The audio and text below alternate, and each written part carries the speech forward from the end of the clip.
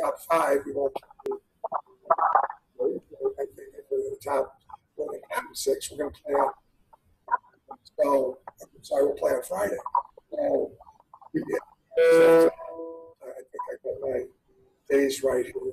So anyway, we're not going to have time to practice until the Big East tournament is over, and if we're put ourselves in position to play in the NCAA tournament, which I still think is a realistic. I think it's something we really can do and should do and will do, but I just want to talk about being Providence right now. But to your point, John, your question, it's always getting back to basics. There's just not a lot of time to practice. Thank you, Coach. Good luck Saturday. Jim Neendorf from We Are DePaul. And let me remind the media, when you're not asking Coach a question, please mute your Zoom. Jim Neendorf. Hi, Coach. What did you talk to your team after the game about? I just talked to them about what I talked to you about. I just basically told them exactly what I told you. I mean, we don't have a lot of secrets here, but I beat by a tougher bet. So that's the facts. And the toughness factor here, I mean, it's just, you've probably heard me say this, but anybody that's ever had small children that are close in age in the living room with a 6-month-old and a year and a half-year-old kid, and they throw a ball in the middle of the floor, and 2 of them are going to fight for the ball. Somebody's going to get the ball. And somebody's not going to get the ball. And I don't buy anything about the bigger team's always going to rebound the ball. I don't buy that. 50 to 27 says it all on the glass. And there's more to it than that. We didn't defend well offensively. We've been a messy ball club for a while offensively, and just by not making simple plays. And we try to do too much too often instead of just making simple plays. But the long and the short of it is the toughness factor. You cut the game to 5. You need to make a tough stop, and we don't make that tough stop. And it's not just that they score when you need to make a tough stop. It's how easily Marquette scored tonight when we needed to make a tough stop. So that's just a simple toughness factor. And that's what we talked to the team about.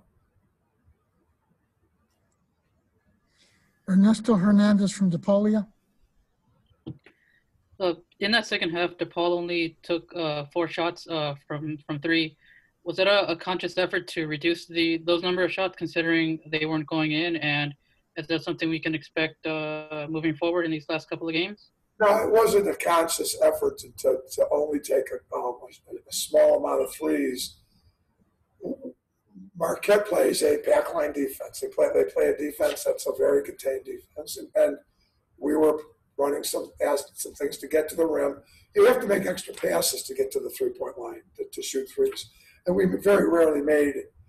I mean, the game started, and Coach Bruno here. We allow our players to shoot quickly. So if you're open, you can shoot quickly. But when you're not open and need to pass, we have to be able to understand that if a possession needs 2 passes or 3 passes or 4 passes or 5 passes or 6 passes or 7 passes or 8 or 9 or 10 passes, you have to make those passes to get a good shot. And because we've got enough talent to get to the rim and get a shot, doesn't mean we're doing a good job of getting what might be our best shot. And so you didn't see much ball movement tonight. Our talented individual players took it on their own and got to the rim a lot, but you never saw very many extra passes made tonight. And so your question, was it a conscious effort to not look for the 3-point line? No, it was not something we consciously said we're trying to not look at the 3-point line. But you have to suck the defense in, kick it out, move the basketball. We didn't do that very much tonight. We were pretty much in attack mode, and if they didn't get something out of the single first attack, then basically we were throwing some things up there that sometimes, we have the ability to make tough shots, but you're not going to win making tough. Tough twos, you lose. John Robleski from Global Traveler. Do you have a follow-up question for Coach Bruno? Make sure everybody knows tough means covered. That's all. If you're open, shoot it. If you're not, if you're covered, then just hear it. That's simple. Go ahead. John, you have a follow-up question for Coach Bruno?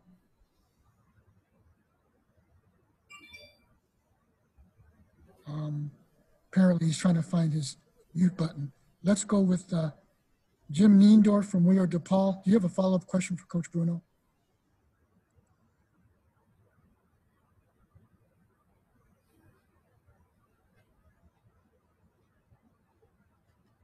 Are they here, Bob? No, I don't have any follow-ups, thanks. Ernesto Hernandez from DePaul, do you have a follow-up question for Coach Bruno? Yes. I know it might be easy to say everything, but in these last couple of games, what are some things that you're going to want to see improved by your team? Ernesto, we have to improve a lot of areas of our game. We have to be more consistent on the defensive end of the floor. We have to rebound the ball better. And offensively, when good defenses force us to make more than one pass, 2 passes, 3 passes, we have to understand the value of the ball from side to side and sharing the ball, moving the ball has impact on constructive offense. There's a lot of things we have to work on. At the same time, I don't by any stretch think that we are a lost cause. I think it still has a chance to be a really good basketball team. Deja Church is valiantly trying to play through a sprained ankle. And I have to keep reminding myself that. Today's day and age, when you sprain an ankle, you're minimally out 2 weeks. And 2 weeks would be tomorrow for Deja. So she's valiantly trying to go here. And, I think it's important that we know that. But at the same time, if I thought the people on the bench were going to give us something more, they'd be in the game. And that's something I'm not going to apologize to anybody about. Everybody has their chance to put themselves on the floor every single day in practice. And that's just where we're at on that subject, basically. So we just have to keep working and learn. I just have to understand that this is what competitive college sports are all about. It's what competitive sports are all about. There's teams that it's about competition, and you've got to be ready to compete. And these, we just got. I just really think that we're getting out competed in these games. I think there's and I just want to make sure I'm also constructively positive for my athletes, because let's talk about something else right now. I think that's very important for my players. The other evening, I'm a junkie, and when I go home and study on my computer, I usually put basketball on in the background. So this is 2 nights ago, and I think I had on in the background, the Creighton Marquette game for sure. Later that evening, Stanford, Arizona women were on. Later that evening, UCLA women and Oregon State were on. Part of that night, you had Oregon's men against USC on. There was a lot of college ball on. Oklahoma State was playing Texas Tech. So I just talked to you about 5 games that were on while I'm watching my computer, watching Marquette games. And I got it on in the background, and the announcers are all turning it into a badge of courage for every team that has had to be put on pause for 24 days. Like, they've really been valiant because they were put on pause for 24 days. They were put on pause for 14 days. They were put on pause twice for 14 days. Well, I know it's not fun to be put on pause when you're a coach, but pause is rest.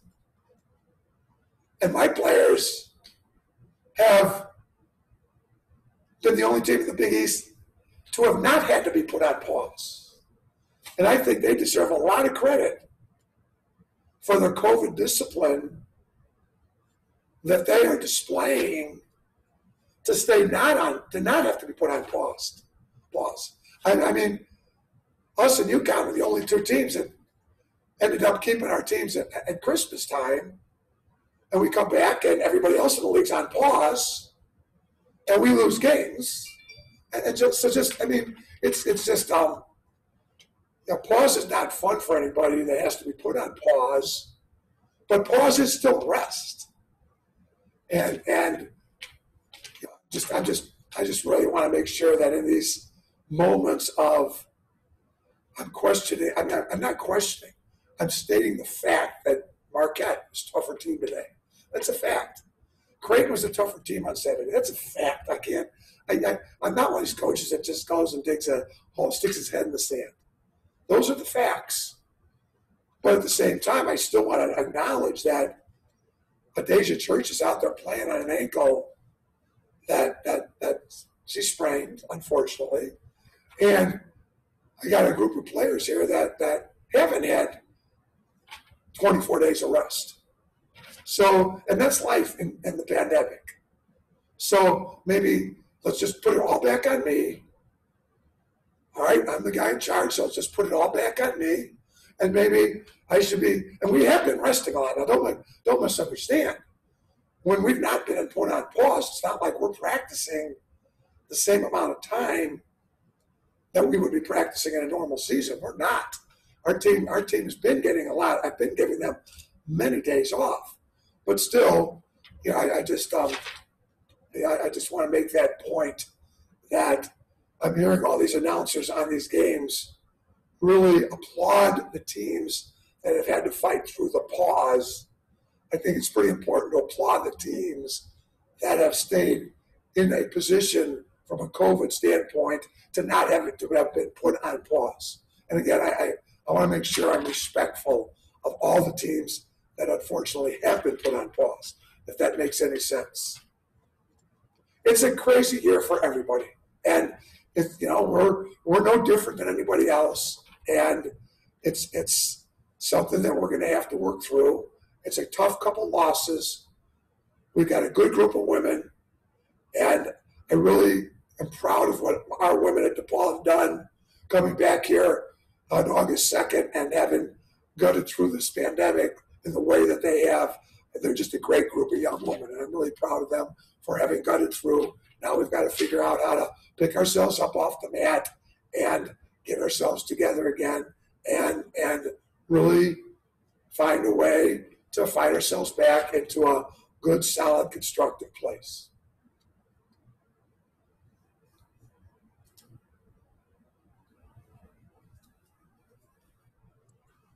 John Robleski, do you have a follow-up question for Coach Bruno? No, I'm good, Bob. Sorry, my audio went out for a little while there, but I'm back. But I'm all good. Thank you, Coach. Okay. Ernesto Hernandez, do you have a follow-up question for Coach Bruno? No, I'm good. Thank you. Okay. Thank you, media. Thank you, Coach Bruno. And I really want to thank you, media, again. It's easy to be here and thank you in times of victory, but I just want to make sure that we thank you in times of tough times and times of defeat for your coverage of women's basketball through this pandemic. It's just really important that you cover our sport and help our sport grow by your coverage. I just want to make sure that I do thank you for your commitment to covering women's basketball, DePaul women's basketball. We really do appreciate that and hope to see you back out here for senior day on Monday against Butler. And I trust we're going to have a good, we'll get ourselves back together hopefully over the weekend. Thank you. Thanks, Coach.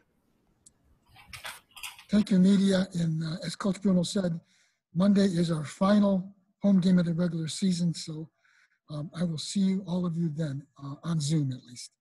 Thanks, Bob.